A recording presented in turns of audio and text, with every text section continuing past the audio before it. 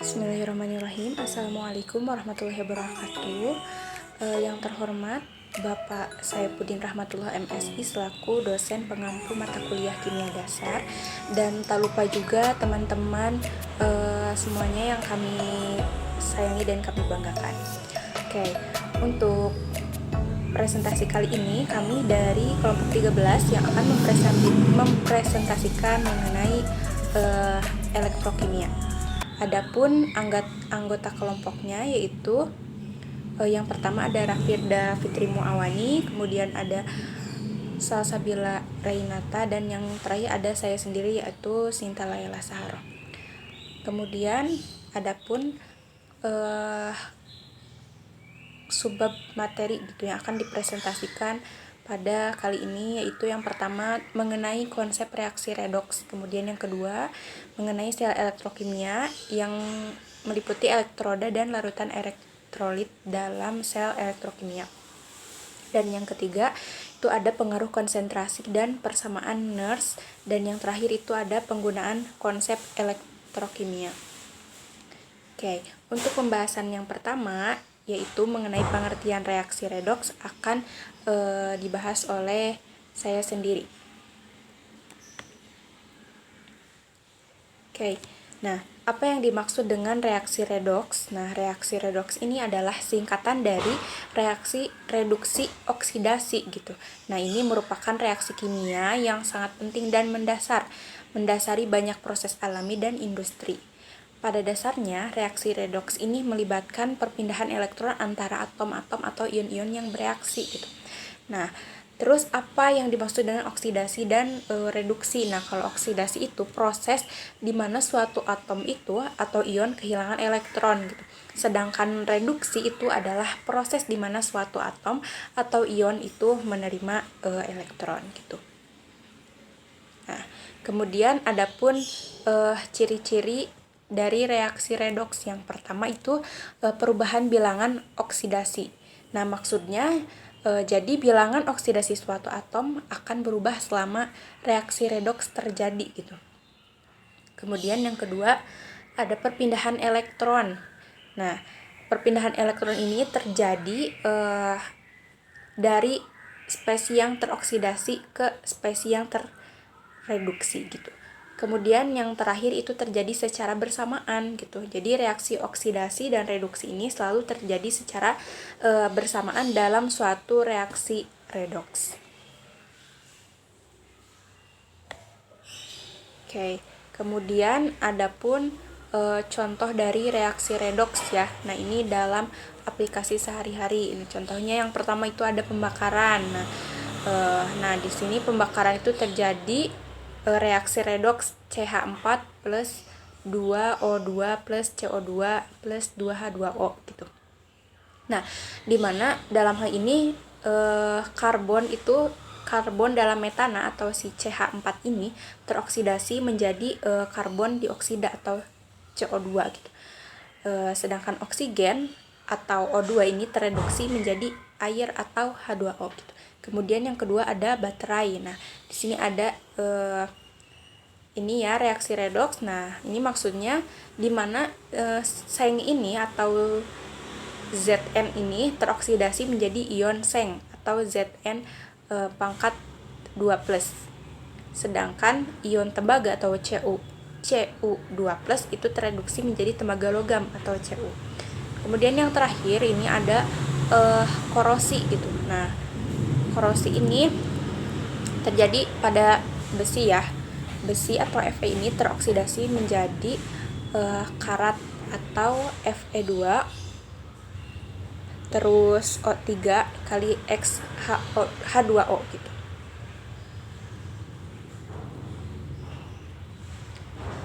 Oke. Nah, kemudian adapun cara menyeimbangkan reaksi redoks. Nah, ini yang pertama ada metode setengah reaksi. Nah, kalau metode setengah reaksi ini dengan cara memisahkan reaksi menjadi setengah reaksi oksidasi dan reduksi gitu, kemudian menyeimbangkan masing-masing setengah reaksi. Nah, untuk cara yang kedua itu ada metode bilangan oksidasi. Nah, di metode bilangan oksidasi ini menentukan perubahan bilangan oksidasi dan menambahkan elektron untuk menyeimbangkan muatan gitu. Oke. Untuk pembahasan yang kedua yaitu mengenai sel elektrokimia akan dibahas oleh presenter selanjutnya. Kepadanya disilahkan. Selanjutnya adalah sel elektrokimia. Sel elektrokimia adalah perangkat yang digunakan untuk mengubah energi kimia menjadi energi listrik atau sebaliknya. Sel ini juga bekerja berdasarkan reaksi kimia atau redoks, yaitu reduksi dan juga oksidasi yang terjadi pada dua elektroda di dalam larutan elektrolit. Sel elektrokimia terdiri dari dua jenis utama, yaitu yang pertama adalah sel Galvani atau sel Volta yang berfungsi untuk mengubah energi kimia menjadi energi listrik. Dengan prinsip kerjanya adalah reaksi redoks spontan menghasilkan arus listrik. Contohnya itu seperti baterai dan juga sel primer seperti sel Daniell. Struktur dari sel Galvani yaitu anodanya itu elektroda tempat oksidasi terjadi, muatan negatif, katodanya elektroda tempat reduksi terjadi, muatan positif, larutan elektrolit, dan juga jembatan garam yang digunakan untuk menjaga keseimbangan ionnya. Lalu yang kedua ada sel elektrolisis, yaitu berfungsi mengubah energi listrik menjadi energi kimia. Prinsip kerjanya ialah reaksi redoks spontan terjadi dengan bantuan arus listrik dari sumber eksternal.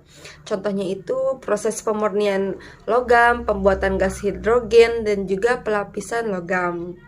Strukturnya, anoda sebagai elektroda tempat oksidasi terjadinya muatan positif dalam elektrolisis. Katoda sebagai elektroda tempat reduksi terjadi, yaitu muatan negatif dalam elektrolis, dan juga larutan atau kelelahan elektrolit digunakan sebagai media reaksi. Nah, lalu sel elektrokimia ini memiliki banyak aplikasi termasuk pada baterai, sel bahan bakar, pemurnian logam, dan juga proses elektrolisis. Sel elektroda memiliki dua komponen utama. Yang pertama ada elektroda. Elektroda adalah penghantar listrik yang berperan sebagai tempat terjadinya reaksi redoks. Ada dua jenis elektroda utama, yaitu anoda dan juga katoda. Lalu yang kedua ada larutan elektrolit. Larutan elektrolit adalah larutan yang mengandung ion-ion bebas yang dapat menghantarkan arus listrik. Ion-ion ini berperan sebagai pembawa muatan dalam sel elektrokimia. Lalu selanjutnya pengaruh konsentrasi terhadap potensi sel. Dalam sel elektrokimia, konsentrasi ion-ion yang terlibat dalam reaksi redoks memiliki pengaruh yang signifikan terhadap potensi sel, yaitu potensi sel adalah ukuran gaya dorong elektron dalam suatu sel elektron kimia. Lalu semakin besar potensi sel, semakin besar pula gaya dorong elektron pada pengalir dari anoda ke katoda. Baik, selanjutnya ada persamaan Nernst. Persamaan Nernst adalah persamaan yang digunakan untuk menghitung potensi sel pada kondisi non-standar, yaitu kondisi ketika konsentrasi ion tidak 1 m. Persamaan ini menghubungkan potensi sel standar, konstanta gas, suhu, jumlah elektron yang terlibat, konstanta Faraday, dan hasil bagi reaksi. Nah, untuk persamaan Nernst ini bisa menggunakan rumus E sama dengan E0 dikurangi RT per NF dikali ln Q, di mana Q adalah hasil bagi reaksi yang merupakan perbandingan konsentrasi produk pangkat koefisiennya dengan konsentrasi reaktan pangkat koefisiennya. Selanjutnya ada penggunaan konsep elektrokimia. Penggunaan dan prinsip kerja. Yang pertama ada baterai dan aki.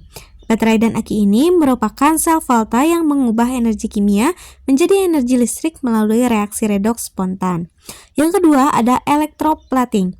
Nah, elektroplating ini proses melapisi suatu benda dengan logam lain menggunakan arus listrik. Yang ketiga ada elektrolisis. Elektrolisis ini yaitu merupakan proses penguraian suatu senyawa menjadi unsur-unsur penyusunnya dengan menggunakan arus listrik. Yang keempat, sel bahan bakar. Nah, sel bahan bakar ini mengubah energi kimia dari bahan bakar, biasanya itu hidrogen, menjadi energi listrik secara langsung. Yang kelima, ada sensor kimia, yaitu mengukur konsentrasi suatu zat dengan menggunakan perubahan potensial listrik yang dihasilkan oleh reaksi elektrokimia. Yang terakhir, keenam, yaitu ada korosi, merupakan proses perkaratan logam akibat reaksi redoks dengan lingkungan. Baik, mungkin cukup sekian yang dapat kami sampaikan. Mohon maaf bila ada kesalahan dalam pengucapan ataupun penyampaian. Akhir kata, wabillahi taufiq wal hidayah. Wassalamualaikum warahmatullahi wabarakatuh.